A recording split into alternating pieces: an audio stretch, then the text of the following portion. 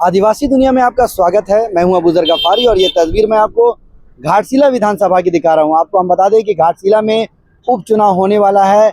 स्वर्गीय रामदास सोरेन के बेटे सोमेश सोरेन यहां से जेएमएम के उम्मीदवार हैं और जिस तरह से भारतीय जनता पार्टी के उम्मीदवार हैं बाबूलाल सोरेन, जो कि एक तरह से कहा जाए कि बिल्कुल वो पूर्व मुख्यमंत्री चंपा सोरेन के बेटे हैं बाबूलाल सोरेन।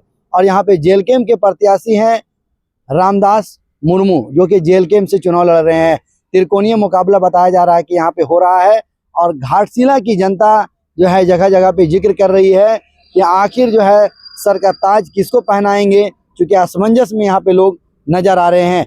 जमीनी हकीकत से रूबरू हम आपको कराएंगे और बिल्कुल हम फील्ड में उतरे हैं आपको जमीनी हकीकत से रूबरू कराने के लिए। आप हमारे साथ बने रहें। किसका पल्ला भारी है घाटशिला में? यहाँ जेएमएम का सोमेश चंद्र सोरेन, इनका पल्ला भारी है। पल्ला भारी है इनका एकदम। तो बोला जा रहा त्रिकोणीय मुकाबला हो रहा है। नहीं नहीं, कोई तिरकनी नहीं है, एक तरफा है। एक तरफा जी, जीत पक्की है। पक्की जी। 30 से 40 हजार लीड में है। 30 से 40। बाबूलाल सोरेन या सोमेश सोरेन? सोमेश सोरेन। हमेशा से रामदास सोरेन रह के आए हैं और अभी भी घाटशिला की जनता उनके बड़े सुपुत्र सोमेश सोरेन के साथ ही जाना पसंद करती है। लोग बोल रहे त्रिकोणीय मुकाबला हो रहा है। नहीं, त्रिकोणीय मुकाबला नहीं है। आप जेएलकेएम का बात कर रहे हैं। घाटशिला में वो चीज एग्जिस्ट नहीं करता। हो सकता अदर ये में करता होगा विधानसभा क्षेत्र में, जैसे डुमरी हो गया, लेकिन घाटशिला में अभी तक जेएलकेएम का कोई खास प्रभाव नहीं है। बाबूलाल सोरेन और सोमेश सोरेन में क्या अंतर है? अच्छा, हम बता देते हैं उन दोनों के बीच। पहला तो सबसे पहले हमारे जो सोमेश भैया है, देखिए बाबूलाल सोरेन को हम व्यक्तित्व के हिसाब से नहीं जानते हैं, लेकिन हम सोमेश भैया के साथ घूमते हैं तो उनको हम बहुत अच्छी तरह से जानते हैं। वो एक सरल स्वभाव वाले इंसान है, पढ़े लिखे इंसान है, समझदार इंसान है। मतलब कोई भी सिचुएशन को वो हैंडल बहुत अपने सोच समझ के तरीके से करते हैं, जो कि हमको उसका बहुत ही पसंद आता है वो अंदाज। चंपा सोरेन के बेटे हैं बाबूलाल।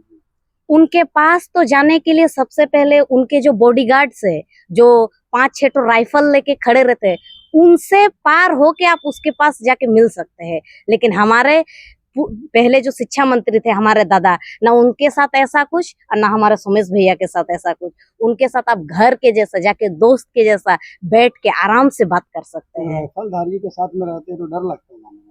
नहीं, ऐसा बात नहीं, मेरे को डर नहीं लगता, लेकिन बहुत से ऐसा बहुमूल्य क्षेत्र का आदमी है जिसका बहुत कुछ समस्या होता है।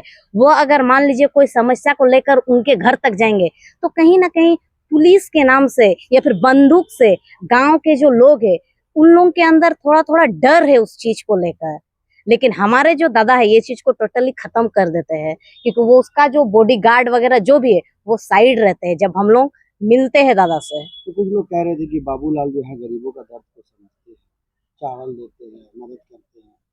देखिए, चुनाव के टाइम आप आके सब कोई को सब कुछ बांट देते हैं, उसके बाद आप उस स्थान से गायब हो जाएंगे।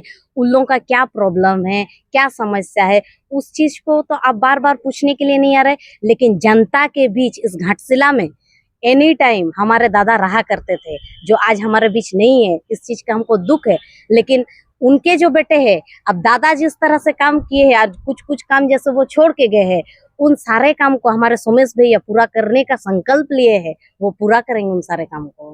अधूरे कामों को पूरा करेंगे। हाँ, अधूरे कामों को वो पूरा करेंगे। घाटशिला में अभी जिस तरह से विकास हुआ है आप देख सकते हैं। जीत के करीब 1 साल भी नहीं हुआ है हमारे दादा को जाके, करीब 8-9 महीना मान सकते हैं आप, 8-9 महीना हो रहा होगा।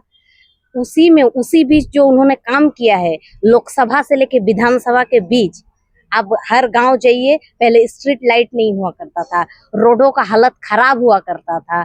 जैसे कि यहाँ घाटशिला कॉलेज में आप वहाँ का गेट देख सकते हैं, पहले टूटा फूटा गेट हुआ करता था, अभी जाके गेट देखिए हमारे दादा कितना सुंदर गेट बनवाए हैं। मैया सम्मान का जादू चल रहा है यहाँ पे। मैया सम्मान का पूरा जादू चल रहा है यहाँ पे। जिस तरह से सरकार मैयाओं को सम्मान दे रहे हैं, वो कहीं ना कहीं जो गरीब वर्ग से आते हैं, जिनके लिए 2500 बहुत मायने रखता है, वो अपने बच्चा को पढ़ाने के बारे में सोचेंगे। कुछ कुछ महिलाएं होते थे जैसे अपने बच्चे को ट्यूशन नहीं भेजते थे, सरकारी स्कूल भेज दिए, वहां से कुछ खाना पीना हो गया, लेकिन ट्यूशन जाने के लिए उनके पास भेजने के लिए मतलब उनके पास पैसा नहीं हुआ करता है। तो क्या करते हैं ना, उस पैसा से उसका फीस भर सकते हैं, अपना जरूरत को पूरा कर सकते हैं, छोटा मोटा वो काम वहां से पूरा कर सकते हैं।